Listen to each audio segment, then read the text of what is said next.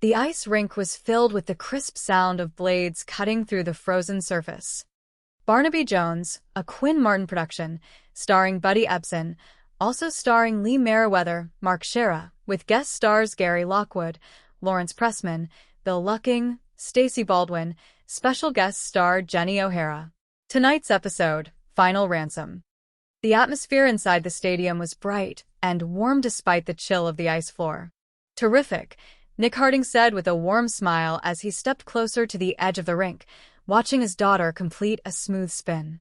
Do you think we'll all be ready by next Friday night? Angela Harding skated over to the barrier, catching her breath. Oh, yeah, I think you could open the ice festival right now. You're perfect. Kathy and smiled brightly, her eyes shining with youthful enthusiasm. Okay, if I'm that perfect, I think I'll try a flying camel. Angela raised her hand quickly, her face showing a sudden flash of concern. Hey, wait a minute. The last time you tried that, you sprained your ankle. Kathy and laughed, shaking her head playfully. Oh, Mother, you're such a worry bird. My ankle hasn't bothered me in weeks. Angela watched her daughter glide away back toward the middle of the rink. A gentle breeze swept through the venue as a shadow approached from the side entrance. A man stepped forward, his eyes locked on Angela. Hello, Angie, the man said, his voice carrying a rough, cold edge. Angela froze completely. The warmth in her face drained instantly as she turned her head. My God, Doyle. In the flesh, babe, Doyle Egan said, giving a slow, mocking smirk. Nice of you to recognize me after so long. I never thought I'd see you again, Angela whispered, her voice barely audible over the distant ambient noise of the rink. Yeah, that figures, Doyle replied, taking a small step closer. You know, but they do let you out of prison when you've served your time. Hey, you look good. 10 years didn't hurt you a bit. From across the ice, Kathy finished her spin and called out, Mother, I'm finished. I'll be with you in a minute, Angela called back, her heart hammering against her ribs. She turned back to Doyle, her hands trembling. Doyle watched the young girl skate toward the dressing rooms. Well, look how young and pretty she is. Must be about 12 years old now, right? Listen, Doyle, I'm expecting my husband any minute, Angela pleaded, her eyes searching the corridor nervously. Yeah, I heard you got married, Doyle said smoothly, looking around the bright facility. What are you so worried about? Looks like you've done a nice job on the kid. You probably raised her as if she were your own. Angela saw a familiar figure walking down the hallway toward them. Panic seized her chest. Doyle, that's my husband. Would you go? Doyle, please go. Doyle backed away slowly, his grin lingering. Okay, doll. But you'll be hearing from me. You can count on it. Nick stepped up beside Angela just as Doyle melted into the crowd near the exit doors. He looked down the corridor, frowning slightly. Who was that? What? Angela asked, trying to keep her voice steady. The guy who just passed, Nick pointed out. You were talking to him. Oh, Angela said, pulling her sweater tighter around her shoulders. I think he was one of the parents. I don't know his name. Kathy ran up to them, her cheeks rosy from the cold air. Hi, gorgeous. Nick laughed, leaning down to tap her nose. Daddy, I'm starving to death. You know, I'll bet you haven't had anything to eat for half an hour, Nick teased. More like 10 minutes, Kathy protested with a playful pout. Chocolate bars don't count, Angela added, offering a faint smile to mask her inner turmoil. Right, Nick agreed cheerfully. So, why don't you go change and I'll buy you and your mom 2 of the biggest cheeseburgers in this whole town. You throwing a vanilla milkshake? Kathy giggled. You got a deal, pretty face. See you guys outside the dressing room.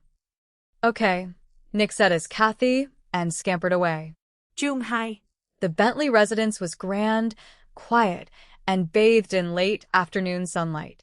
William Bentley sat behind his large wooden desk, reviewing financial documents, when the intercom chimed. His wife, Laura Bentley, poked her head into the study. Telephone for you, darling. I'll be right there, William answered, setting his pen down. I have to run. Karen's meeting me at the club. William picked up the heavy black receiver. Hello. Bentley? William Bentley? A raspy, muffled voice demanded from the other end. Yes. Who's this? Never mind. Just listen carefully. The voice instructed sternly. I'm calling about your daughter, Kathy and Bentley. She wants to come home. William stood up abruptly, the breath catching in his throat. What? What kind of sick joke is this? This is no joke, the caller replied with absolute coldness. It'll cost you $250,000, Mr. Bentley, if you want to see your daughter back alive. William gripped the phone tightly, his knuckles turning white. My daughter was kidnapped 10 years ago. What are you? Some kind of psychopath. My name's Scorpio, the caller stated flatly. Now do you remember me? The line went dead with a sharp click. William stood frozen, the dial tone buzzing in his ear like an ominous horn. Later that evening, William sat across from Barnaby Jones in the quiet study of the private investigative firm. Barnaby leaned back in his leather chair, listening attentively while taking down notes. Scorpio, Barnaby repeated quietly. That was the code word used by the kidnapper after he abducted your baby daughter from the park nearly 10 years ago. As I remember from the newspapers, the ransom was never paid, Betty Jones added softly from her desk nearby.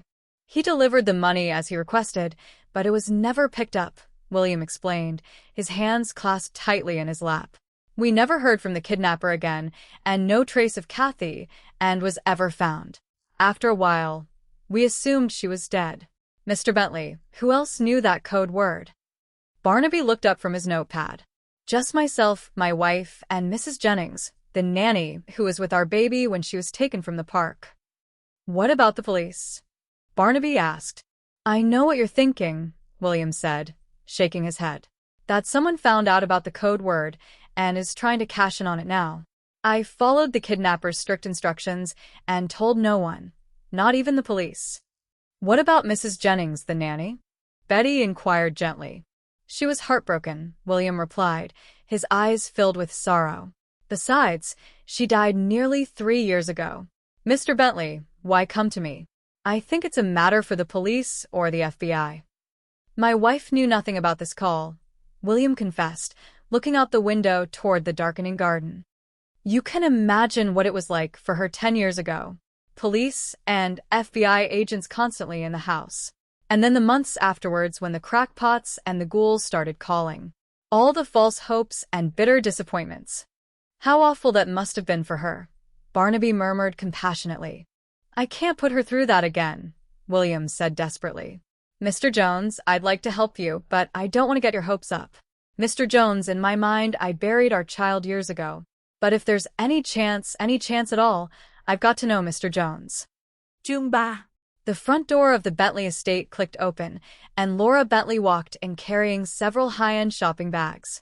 She smiled warmly upon seeing William standing near the living area with guests. Honestly, darling, I still don't understand why your secretary wouldn't have bought the present, Laura said playfully as she set her bags on a side table.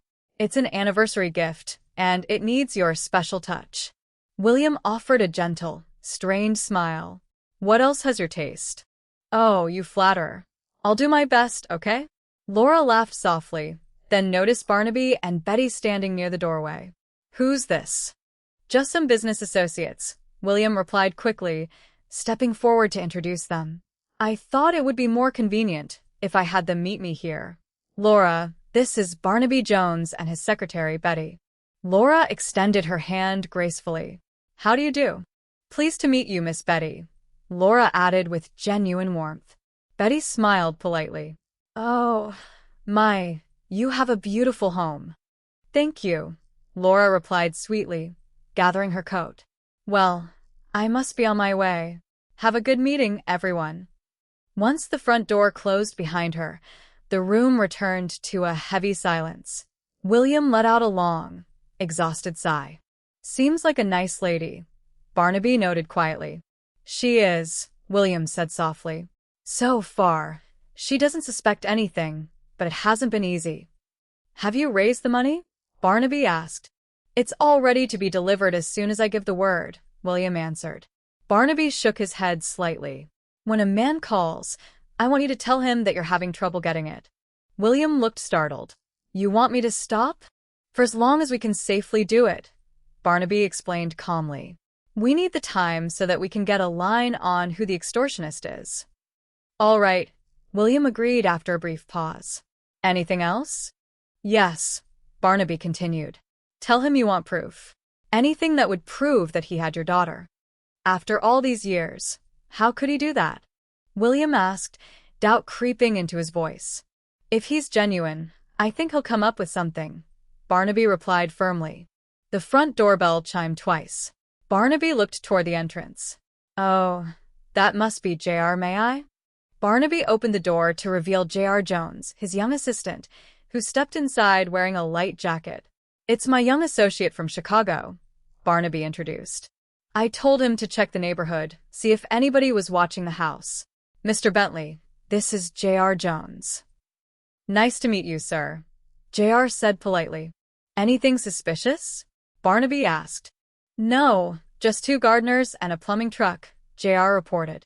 But they're okay, I checked them out. Barnaby walked over to the desk area, pointing to the landline system. Now, Mr. Bentley, when the call comes, please use this phone over here so Barnaby can listen on that phone over there. William stepped toward the side table, offering politely, anyone else care for a drink? Before anyone could answer, the phone rang loudly. William checked his wristwatch. 3 minutes early. He's anxious. William picked up the receiver, pressing it tightly against his ear while Barnaby silently lifted the extension line on the other desk. Hello, William said. Hey, Bentley, the rough voice came through the receiver. Yes, William answered, keeping his composure. This is Scorpio. Have you filled that little prescription I ordered? I'm running into a little problem, William said, following Barnaby's instructions. A problem? Scorpio's tone instantly sharpened. Now listen, I told you.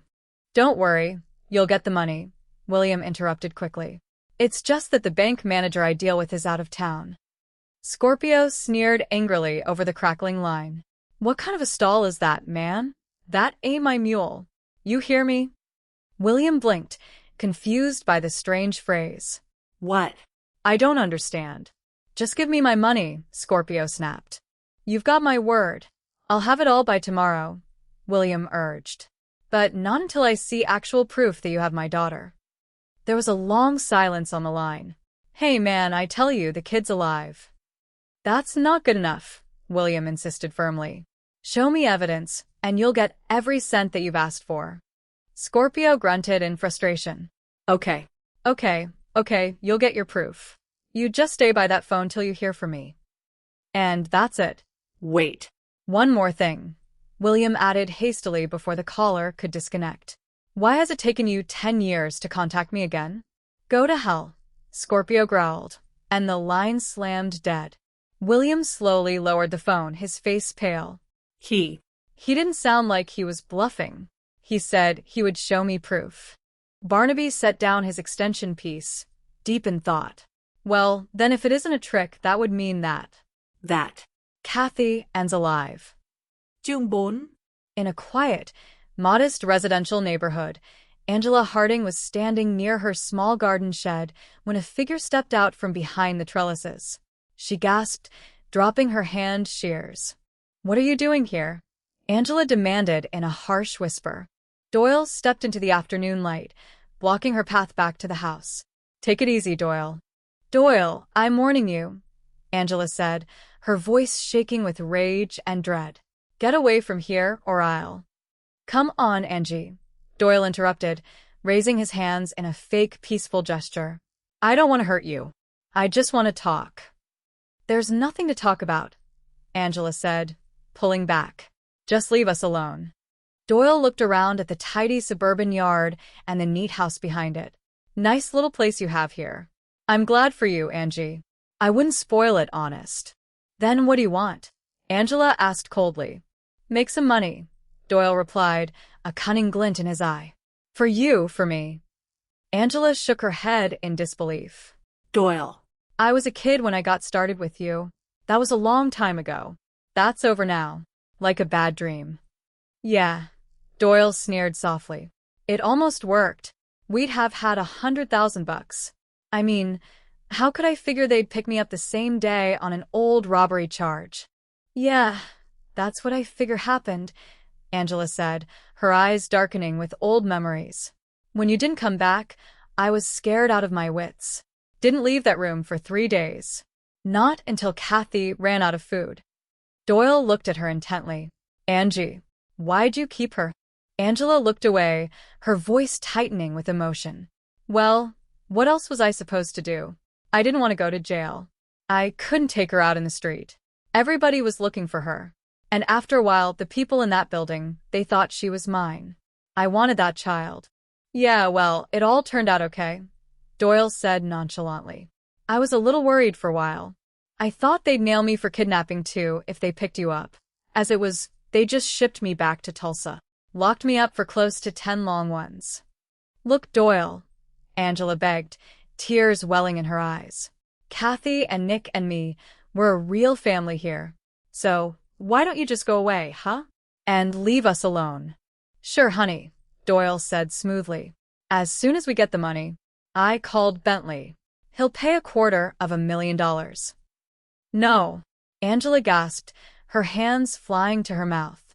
She's my child now. You can't take her away from me. That's just it, you see, Doyle explained, stepping closer. You don't have to lose her. All we've got to do is show him we've got her. Then I pick up the cash.